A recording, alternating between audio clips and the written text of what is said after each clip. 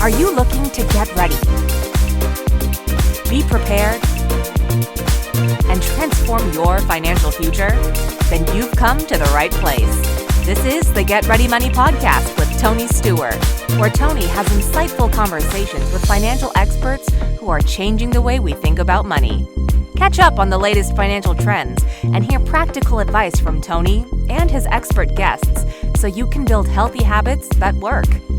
Be empowered with tips for implementing small changes that can have a big impact on your financial future. So sit back and get ready to hear from today's guest. Welcome to the Get Ready Money podcast, where we're changing the way we think about money. I'm your host, Tony Stewart, and today I'm joined by two incredible guests, my old friend, Donna Bandelloni and Dien, Yuen, who are both making a real impact in the world of philanthropy. In this episode, we'll be exploring how advisors can better align wealth with purpose, why cultural awareness matters, and what it takes to guide clients through meaningful giving. This is a powerful conversation about the evolving role of advisors in a new era of philanthropy. Donna, Dien, welcome to the Get Ready Money podcast. Great to have you here today. Thank you, Tony. Thank you, Tony. Yeah, thank you both for being here. So to get started, let's do a quick round of introductions. Tell us a little bit about yourself and how you got started in philanthropy. Dien, do you want to kick off? Sure. Thank you, Tony. I actually went to law school because I thought I wanted to do criminal law. This is during the Law and Order episodes, and so I bought into it. When I became a public defender, my grandmother ended up with cancer. And during this time, it was really hard to Google. Google didn't exist at the time. So I went to the American Cancer Society to get information, and they thought I was there for a job interview in my suit right out of court. So I said, "What's the position?" Director of Planned Giving. So I interviewed for the position right then and there. The good news is there was only one other candidate. So I got the position because the other one was a life insurance agent and the pay was too low. Coming straight out of law school, I would take anything at that point, right? So that's how I ended up in the planned giving world. And then that was in Michigan, Ohio, came out during the Bay Area, during the dot-com days to the Bay Area.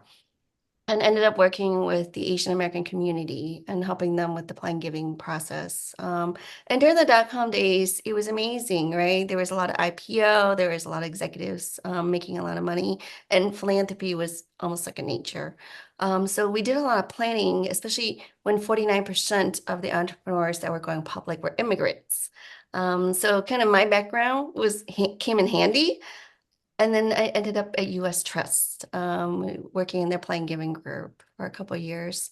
And eventually went to Give to Asia, doing a lot of donor advice fund giving during that time, but more focused on giving overseas. And over those years, I was a planned giving consultant. I was a philanthropy advisor to families in Asia, and eventually just ended up teaching at the American College of Financial Services in the CAP program, the Chartered Advisor and Philanthropy program. But after a couple of years teaching, this is during the COVID years, I decided I wanted to work out and started Daylight. So that was in 2023. So at Daylight, what we do is provide professional development training to advisors. So I'll stop there. Just a little bit of background. Happy to jump into more details. Fantastic. Yeah, we'll definitely go deeper on that. Donna? Well, I began as a teacher, but I will tell you that my motivation after teaching school was to learn how to take care of myself and be financially independent, or at least know more than I did when I was a school teacher about managing money. I got licensed in investments and life insurance. I worked in financial planning for years, relocated to the West Coast, to California, and was very fortunate to work for 3 financial institutions over that time. First, Wells Fargo, and I was recruited to Merrill Lynch to work with professional advisors around the country, and my role was the give planning consultant for the clients and the advisors to learn. And that really, truly was an education in itself for me. I loved working both sides with the nonprofits as well as with the advisors. And philanthropy just was music to my ears because it matched my value system and where I wanted to go with the knowledge I had acquired. Ultimately, I left the financial services when offered a position at Stanford University for the Lucille Packard Children's Hospital, which married my love of working with children and health in this respect. But I managed and really built a program at Lucille Packard for gift planning, which was a little bit wider than just legacy gifts, but including all aspects of philanthropy for a population of donors there. But gift planning has been part of my life now for almost 30 years in one way, shape, or another. And I've been blessed to work with Dien and Tony in a variety of roles, really trying to manage relationships with the professional advisor community, introducing and fostering great gift planning conversations, as well as building their knowledge and comfort level and confidence in working with their clients in philanthropy. And so here we are today. I'm currently a consultant to nonprofit institutions, working with their fundraising teams and donors to do great gift planning. That's awesome. Well, thank you both for being here today. And Donna, I just have to say is I appreciate you I had been part of some planned giving groups. I think I can't remember, was it the Partnership and Planned Philanthropy, the older iteration, but really you were the one who helped introduce me to the practical application of my specialty as a life insurance consultant into philanthropy. And so for the other advisors out there, there is a role for your professional expertise in philanthropy. And so, we're going to talk about that. But, I know for me, Donna, you were such an instrumental part of that journey where you were able to bridge between what I did and actually putting it into practical application. And I think that is such an important thing. So one of the things we talked about pre-show when we were talking about putting this episode together is that, this is a new era for wealth, and we're seeing that in the wealth management area. And we're also seeing some major changes in philanthropy. Could you both go into a little bit about why you feel this is a new era for wealth and philanthropy? Go ahead, Dien. I think the demographic changes has a lot to do with this. Demographic changes, and we also have the great wealth transfer that's happening. Market's been doing quite well over a couple of years, right? And so lots of appreciated gifts out there as well. But for our work, what we're seeing on the advisor side is managing portfolios, giving financial advice right now, that's table stakes, right? Clients are asking for more. And those kind of value-added services include estate planning, philanthropic planning, right? Life insurance planning. So they want more than just the portfolio management piece. And then when you have the demographic shift as well, so along with the great wealth transfer, people are figuring out, what do I want to do with the wealth I hold? How do I want to pass this on? And then how much is enough for my children and grandchildren? And what do I do with the rest? Right. And then we also know that, you're in the life insurance business, Tony, and you understand, like, most of the time the male passes away first, right? And so the widow spouse then has, lives 10 to 12 more years or maybe even longer. And so their philanthropy, their giving is very different, right? As an individual, now a single instead of, a couple. And so their interests begins to shift. They might be more interested in impact investing. They're really interested also in women and girls and gender equality. So the philanthropy is beginning to shift as well. So that's what we're seeing in demographics. And then when it comes to the next gen, their philanthropy, the way they give, the way they express themselves is also very different. So I think with the shift that's happening, it's very complicated now to be an advisor in this business, right? So you need to be competent, right? So you need to know a little bit about all the tools, but within that umbrella, you also need to know about the bigger philanthropic planning, which includes advocacy, right? Even purpose trusts and LLCs and all these other tools that are coming along. But then you also have to understand, like, we call it the 6 T's, right? Time, talent, treasure, we know. But the younger generation, especially, and even the women, are thinking more of the ties, testimony, and they also want to live their truth, right? The 6 T's. And so we're seeing this amazing shift that's happening. So advisors have to be competent, confident in bringing up the philanthropic conversation, and then also culturally dexterous, right? Because they're working with multi-generations, maybe different demographics, right? And much more complicated households as well. So the 3 C's. That's awesome. That's helpful. Donna, what are you seeing? I agree 100% with everything Dan shared. I'm witnessing this very much across the country. But what I'd like to focus on is the personalization as well of philanthropy, that it isn't a cookie cutter answer by any advisor or any nonprofit for a solution to meaningful philanthropic work. And so, as we need to be dexterous in our advisement to our clients, we also need to understand that each individual has their own passionate goal in life, whether it's first to meet their, personal needs for their family, their financial goals, as well as their philanthropic value system being lived, and perhaps even for the next generation to leave their statement behind, including all the values and including all the different, layers that they've included in their life experience. So bringing that life experience to the next generation through their value system is really important. But I think the professional advisor role is critical because so many individuals are insecure about how do we create these statements, these truths. We need help both from the financial as well as maybe including accounting as well as legal, but also from just understanding our world around us and how do we leave our world in a better place by addressing the value system, the beliefs, and the truth. So it is multi-layered, multifaceted, but I think nonprofit individuals, along with professional advisors and advisors who are sensitive to all of these layers, are going to be successful in meeting the needs of this generation and the generations to come.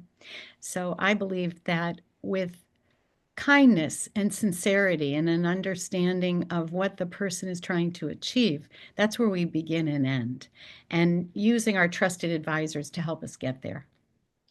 Yeah, and Donna, Yeah. I'll piggyback on that too, because it's having those values conversation takes a different skill set, Yeah. right, than what most financial advisors were trained to do. Oh, And so there needs to be a little bit more of training on how do you bring the families together? How do you open up those conversations? How do you create a safe space for each individual in that family?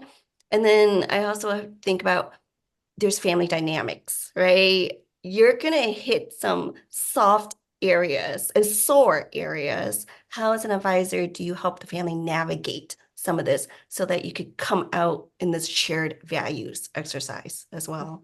taking baby steps before we jump without, I think what you're really saying is we have to look at all the individuals involved and where those soft and tough spots are that we can navigate in advance and then step by step. Yeah. Yes. Yeah, it's really about how do we help each individual flourish, but then how can we also help the family unit flourish, right?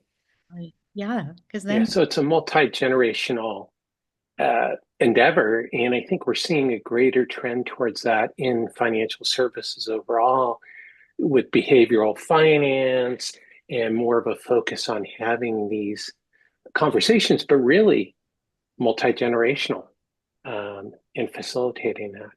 and I think one of the points that you just touched on, Tony, is that sometimes that trusted advisor is not a financial person, but rather a grandparent or someone dear in the family who's lived a long life, who can share their wisdom and to help navigate those rough patches, or perhaps be a voice that people will listen to. Because sometimes the financial advisor, although they may be with that family for generations, may not really identify with those personal values and goals that the family's trying to achieve. So there needs to be both sides with a voice person, a spokesperson. Yeah, 100%. So, let's explore this a little bit more. As in Dien, this is really definitely in your ballpark as well. But Donna, you're the one who got me started on this next question: is Uh-oh. why should advisors be involved in philanthropy, and how can they add meaningful value once they become involved? Has a lot to do with stickiness, I think. Like I said earlier, right? If you don't have those extra value added services in the client relationship, how do you retain the client? Right. And we're hearing all these stories, and there's lots of research out there. They're saying, just from when the male in the family passes away, within 12 months, right? The widowed spouse will go and find another wealth advisor. Right. And then you pass it on to the next generation, and they're looking for someone else as well. I mean, the data says this. And so as an advisor, you do want to bring up the philanthropic conversation because it instantly involves the whole family unit, right? So all the different generations. So you're creating that stickiness there already. And then also making sure every single individual in that family is heard, right? And involved in those decision making if possible. And then I think that the second part is, when it's hard to talk about values and purpose and without talking about philanthropy, it's just so natural. And we see this, I mean, Donna and I talked about people in transition, right? A lot of it goes through, whether it's divorce, graduation, new baby, retirement, right? Everyone is in some form of transition at some point, right? And during transitions is when people start thinking about estate planning, financial planning. But the bigger question, as Bob Buford would say, how do I go from success to significance? Okay. And so they're looking for that purpose. And advisors are in an ideal place to have these conversations with their clients. But advisor have to be very comfortable, right, in having these conversations and knowing when to stop as well, and when to bring the professionals in, right? Advisors are not psychologists, right? So they are able to bring in other experts and coaches like you, Tony, into having these conversations and taking it next level. I always think in our space, in the training and the philanthropic advising space, we want advisors to be conversant in the work, but you don't need to be like a specialist in the work. There are other attorneys and other people you could bring in. So it's a very amazing team if you could figure out how to pull the other advisors and gift planners and professionals in.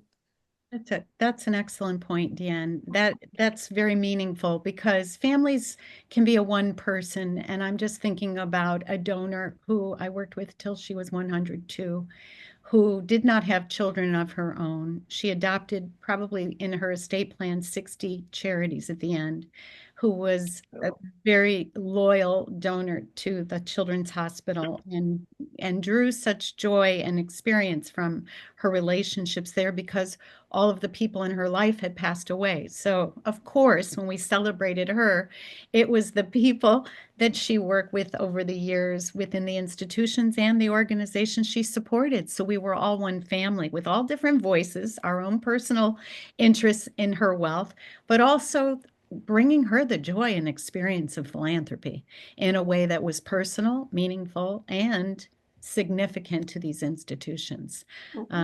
And that is what we need to be mindful of as advisors, no matter what role we've played, is to be listening to the individual who wants to make impact through their philanthropy, whatever that may be, and provide the support in the process. As we're asked, Dien would give her advice. I would share my experiences, and together we're even stronger with Tony's investment in his experience to share. So again, building relationships among advisors and the experts in the field, like we're here today, as well as those that we have fostered. Dien and I've known Dien since going back to US Trust in her early days, and value that relationship and have her friendship along with Tony's that I respect and would drop anything for either one of them.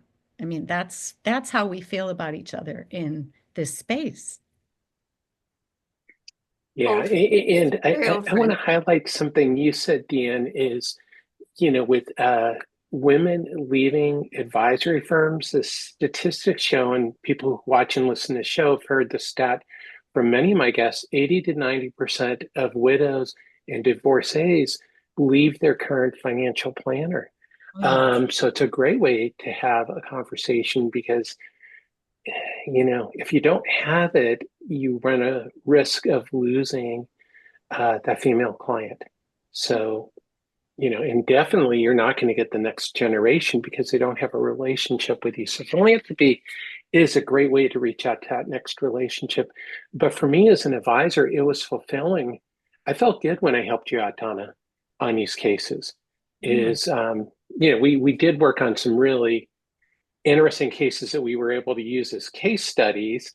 But at the same time, it also added meaning to me as an advisor. It was another way for me as an advisor to support philanthropy. So to all the other advisors out there, if you're out there doing work and you're volunteering for a nonprofit, you can also, this is another way you can provide significant value as an advisor. Serve on a nonprofit's board. Sorry, I'm doing a little bit of a plug here to get advisors out there, because you can serve on a board.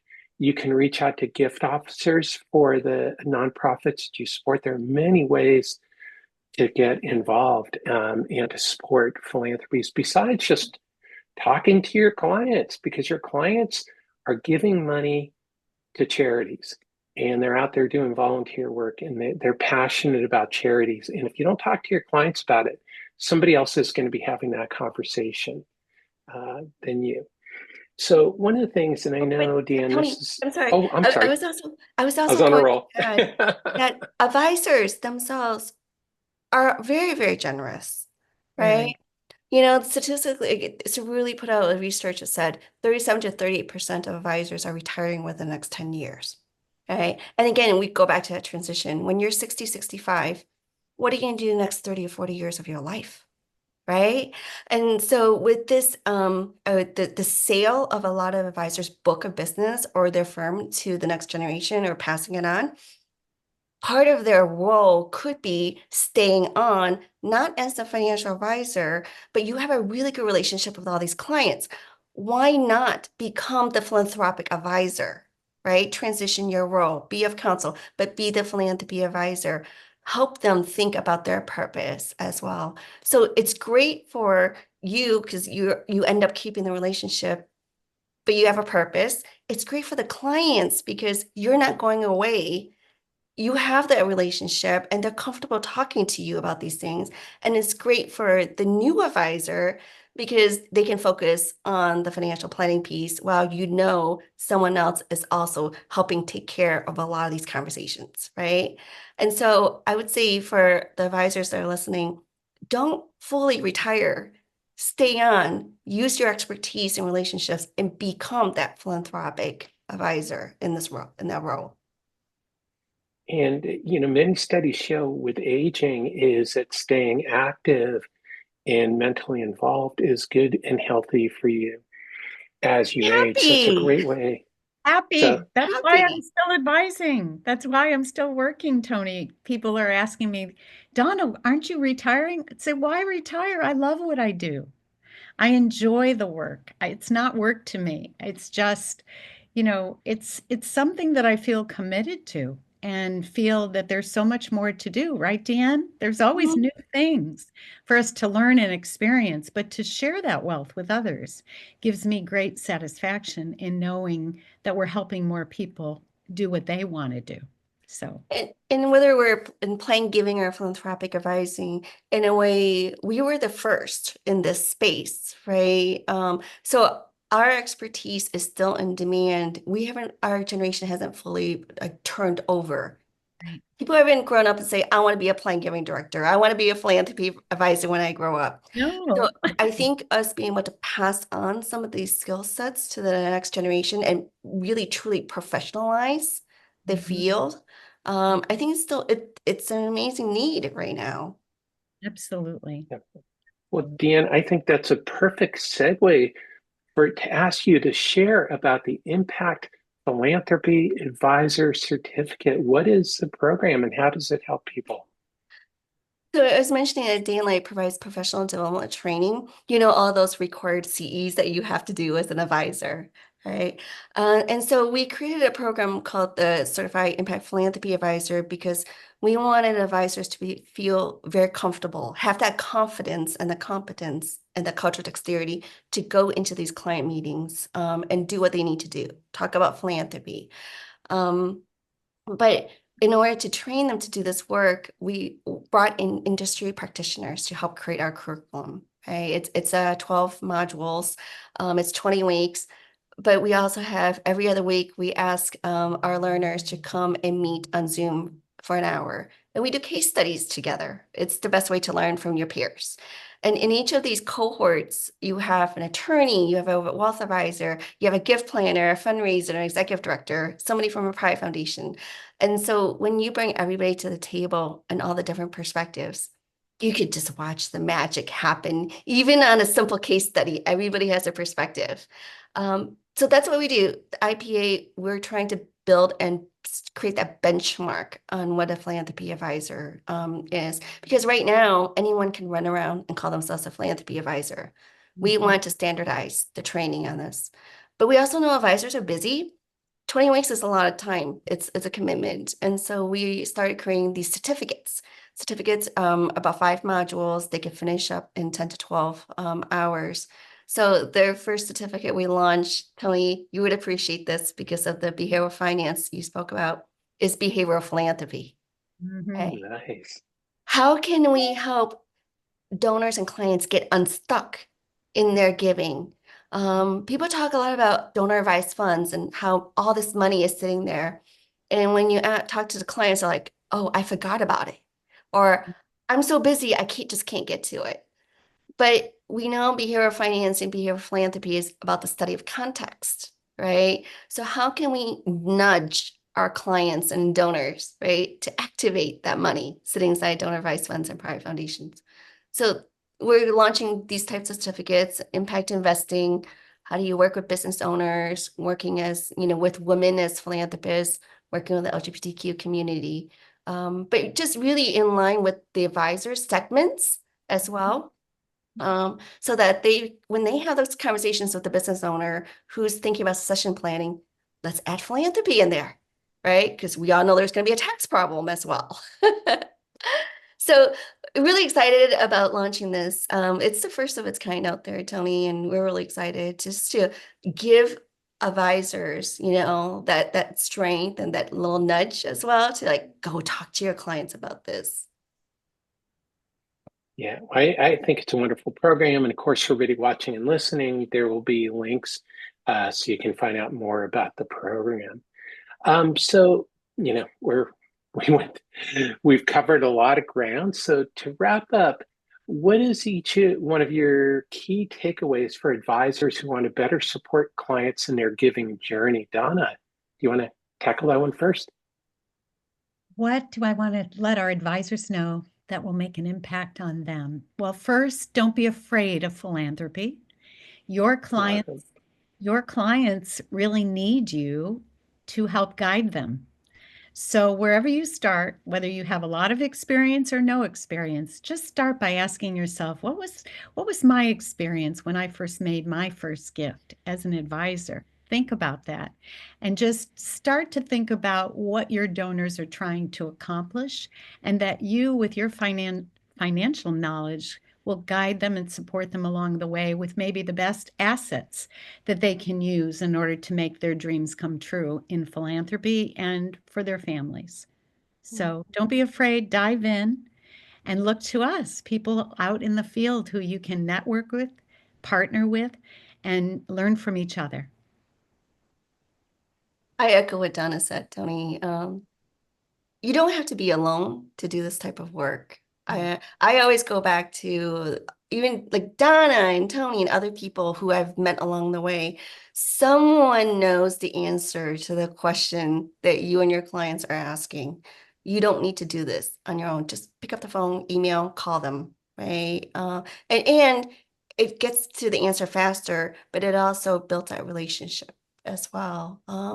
So I think when we talk about the planning table, having that table filled with the right advisors at the right time is key. It serves your clients well. But also, the world's a very interesting place right now.